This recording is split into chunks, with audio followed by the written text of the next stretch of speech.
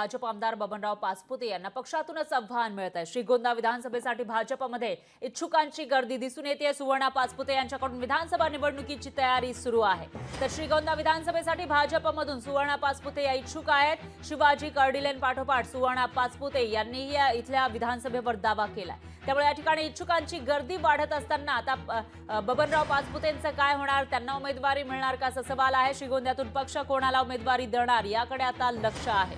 सुवर्णा पाचपुते या सुद्धा इथून इच्छुक आहेत। त्याचबरोबर कर्डिलेंनी सुद्धा आपली इच्छा बोलून दाखवली होती। त्यामुळे भाजप आमदार बबनराव पाचपुते यांना पक्षातूनच आव्हान मिळताना दिसते।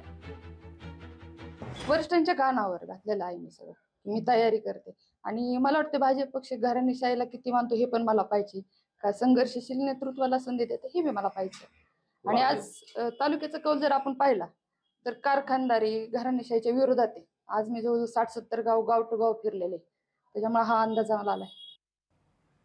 त्यामुळे आता इथून नेमकी कोणाला उमेदवारी मिळणार याविषयी उत्सुकता निर्माण झाली आहे, कारण इच्छुकांची संख्या मोठी आहे। आता पक्ष काय निर्णय घेणार, बबनराव पाचपुते यांना संधी दिली जाणार की इतरांना संधी दिली जाणार याकडे लक्ष आहे।